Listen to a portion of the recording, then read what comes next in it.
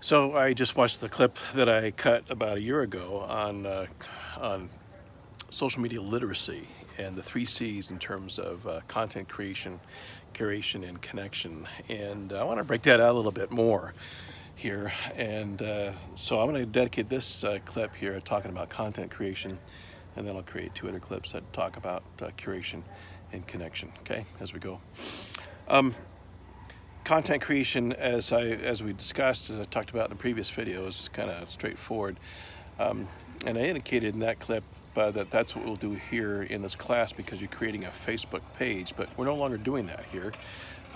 Kind of a spinning wheels, wasted time, so I've decided to go through and change that up a little bit. But you still are creating content on your Instagram accounts, on your Facebook account, on any type of social media. If you take a picture and upload it, obviously you're creating content. If you write a rant and post that on Facebook about child immigration, you've created content.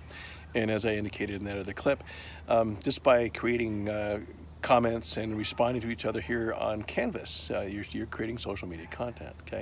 But it's not limited to that. And in fact, I'm not sure what the numbers are here, but a great deal of posters, of individuals on social media who are putting content out there are reposting content, okay? Twitter, Instagram, Facebook, they're all very easy to go through and take somebody else's content and share it and put it out there. And especially if it resonates with us on some social level, social construct, or social value level, and if we feel pretty compelled by what it's talking about and we agree with it strongly, or it upsets us, makes us angry, and we'll go through and repost it. And that's a problem. But that's content creation. But the problem therein lies in the fact that we don't even know if that original post had any truth to it to begin with. I probably lose a lot of friends doing this way, and that's just the way it goes. But I take the time to go through and vet what other people are sharing and posting and putting out there. And if it's not true, I'll go through and say, look before you leap here, okay? You don't want to go through and undermine your own credibility by posting up something just out of emotion or just out of anger, something that you feel strongly about, without vetting it, without making sure that it's coming from a viable source. In the fray of what's been going on as far as the children being separated from illegal immigrants coming into the United States, let me preface this by saying this bothers me deeply, okay? There are other ways for the United States to go through and process illegal immigrants outside of separating children from their parents. And I realize not all are children, not all are parents, and they're all different families, and there's all kinds of other crap going on. Somehow we've gotten to a point of being able to justify what we're doing to legitimate families, because there might be some illegitimate, and I don't mean that in terms of the kids, I mean that in terms of who's coming across the border.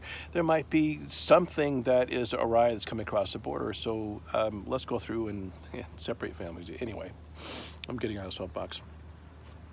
During all this brouhaha about what's been going on, and social media certainly is a place to go through and make your complaints and protest and organize maybe and get out there. But if I were to break this down into sides, on the liberal side, I saw a post come out with showing a young Mexican boy wearing a shirt, and the shirt had a number on it, and the shirt was silk screened, okay? And the number was in kind of a high concept graphic box on his shirt, right?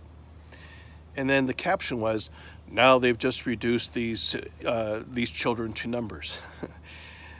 And that bugged me, because darn well he's just wearing somebody's shirt, okay? The Department of Homeland Security didn't go through and print up shirts with numbers on them and put them on kids so they can go through and keep track of them. In fact, we're finding out that they didn't keep track of them. So I doubt that these shirts had any veracity to them whatsoever. Now, I've looked it up. I've tried to find if indeed that's the case, and I couldn't find anything. So it kind of, I guess, it's hard to go through and bear your point without evidence that way. But I couldn't find anything that indicated that they were actually printing up shirts and giving children numbers there to go through and keep track of them.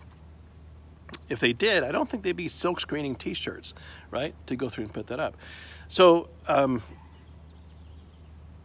those kind of memes go through and play obviously with our emotions. They resonate with maybe how we're feeling.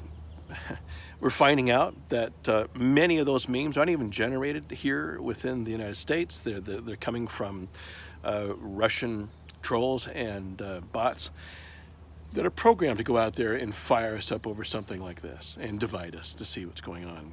And if you don't believe me, go through and check me on that one. And if you find anything different, let me know.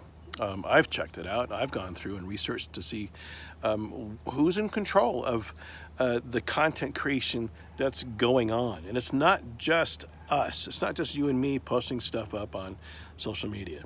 We're being manipulated. We've been manipulated. The Trump campaign of 2016 is guilty of using this type of manipulation, both covertly and overtly, to go through and change the hearts and minds of people who are going to vote for who's president of the United States. And now we're dealing with the fallout of that. Don't believe me? You're screaming fake news within the back of your brain? Maybe this class isn't for you.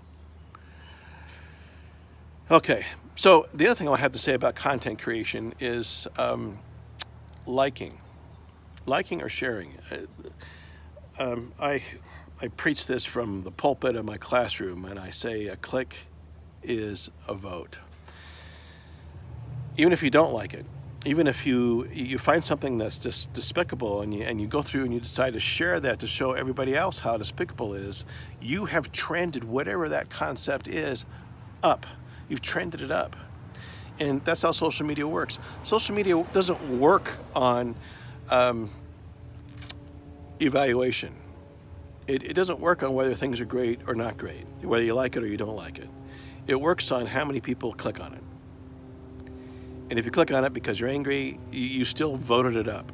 If you click on it because you like it, you voted it up. One way or the other, you voted it up. It's the main reason why Donald Trump has been habitually the #1 trending topic in social media for a long time, long before he was ever elected, in fact. And I don't know if he's doing that on purpose or if he knows what he's doing. I have my doubts that way, but somebody who's managing him does. So remember, when it comes to content creation, not only in creating your own content and putting it out there, but if you're sharing content, if you want to save face at least, make sure you know where it's coming from. Make sure you vet the sources, and there are plenty of ways to go through and do that.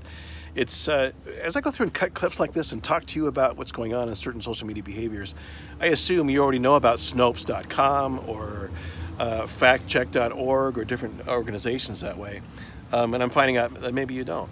So those are two good places to start taking a look: Snopes.com and factcheck.org. There's another garbage truck pulling in. So I'll stop this video here. Content creation, memes, check them out, and a click is a vote. Okay? Talk to you in a bit.